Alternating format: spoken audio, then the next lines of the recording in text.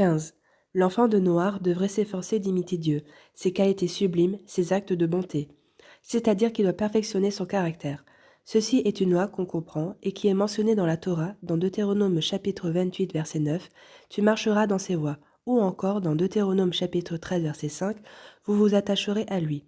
Nos sages ont commenté, est-il possible de marcher dans les voies de Dieu? Est-il possible que l'homme s'attache à Dieu? Mais voilà, attache-toi à ces voies qui sont bonnes, de même qu'il est rempli de compassion, de pitié, de justice, toi aussi conduis-toi ainsi.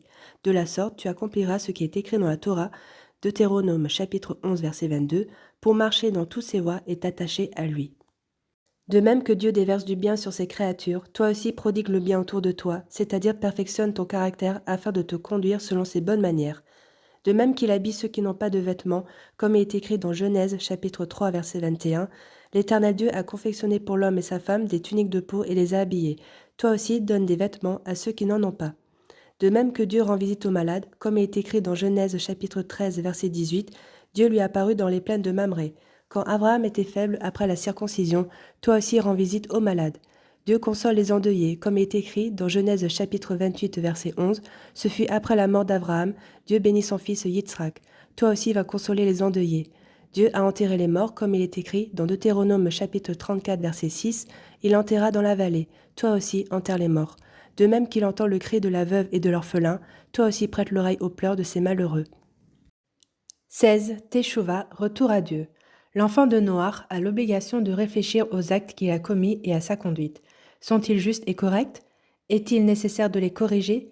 Inutile de préciser qu'il se doit de regretter et de faire teshuva sur ses mauvaises actions et les erreurs qu'il a commises contre la volonté divine, que ce soit intentionnellement ou par mégarde. L'homme doit toujours s'efforcer d'améliorer sa conduite, ce qui s'appelle teshuva. C'est ainsi que Dieu a montré la voie à Caïn, après que son sacrifice n'ait pas été agréé par Dieu et que Caïn en fut mortifié. Genèse chapitre 4 verset 7. N'est-ce pas que si tu t'améliores, ce sera porté? Si tu améliores ta façon d'agir, il te sera pardonné. Dieu lui enseigna la possibilité de faire teshuva. La déception et la colère de Caïn étaient le début de sa faute et de sa chute dans le mal. Pour l'empêcher de tomber encore plus bas, comme cela s'est effectivement malheureusement produit par la suite puisqu'il a fauté et a tué son frère Abel, Dieu lui assura qu'aucun chemin n'est barré pour celui qui décide de changer et d'agir dorénavant pour le bien. La teshuva comprend plusieurs étapes. A. Avouer ses fautes. B. Demander pardon à Dieu. C. Regretter le passé. Et D. Prendre de bonnes décisions pour l'avenir. Avouer ses fautes. Se tenir devant Dieu, par exemple pendant le moment de la prière ou tout autre moment, prononcer avec la bouche en disant par exemple « De grâce, ô mon Dieu, j'ai péché devant toi en faisant ceci ou cela », détailler le péché en question. Je reconnais que j'ai péché devant toi, j'en ai honte et je veux revenir vers toi. Accepte mon sincère repentir. Si on se trouve dans une communauté, on prononcera ces mots à voix basse pour que les gens autour n'entendent pas. Demander pardon. À la suite de la confession, on dira par exemple « Je te supplie de pardonner tel et tel péché que j'ai commis devant toi.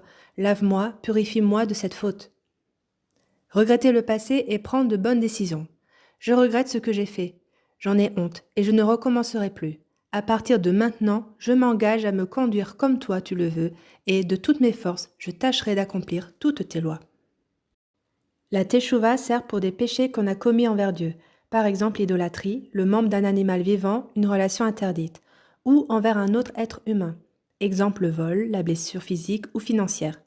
Cependant, dans le cas des relations avec autrui, même si on a fait teshuva, Dieu ne pardonne pas tant qu'on n'a pas présenté des excuses à l'autre et qu'on n'a pas réparé la situation autant que possible.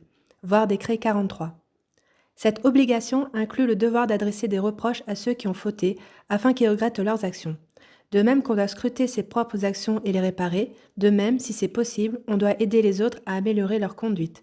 On n'est pas obligé d'adresser des reproches si on estime que ces paroles ne seront pas acceptées et au contraire provoqueront de l'inimitié et de la haine. L'obligation d'adresser des reproches fait aussi partie de l'obligation d'établir des cours de justice, d'enseigner aux gens où est la vérité et la volonté de Dieu. Voir décret 66. 17. Ne pas se tourner vers les idoles. L'enfant de Noach ne doit pas se tourner vers tout ce qui touche à l'idolâtrie, comme il est écrit dans Lévitique chapitre 19, verset 4. Ne vous tournez pas vers les fausses divinités. Il est aussi écrit dans Deutéronome chapitre 12, verset 30, ne recherche pas leur divinité en disant « Comment ces peuples servaient-ils leur divinité ? Je veux agir de même. Cela signifie qu'on ne doit pas chercher à se renseigner sur leur culte et leur façon de vivre. En effet, ceci peut entraîner l'envie de servir des idoles et d'agir comme eux. Par exemple, on ne lira pas leurs livres qui enseignent leur façon d'adorer leur divinité, etc. On n'entrera pas dans leur temple. 18. Interdiction de se joindre aux fêtes païennes. L'enfant de Noir ne rejoindra pas les païens dans leurs fêtes, il ne mangera pas les mets qu'ils consomment pendant leurs fêtes ou les sacrifices qu'ils offrent à leurs idoles, comme il est écrit dans Exode chapitre 34 verset 15. Ils sacrifieront à leurs idoles, ils t'appelleront et tu mangeras de leurs sacrifices.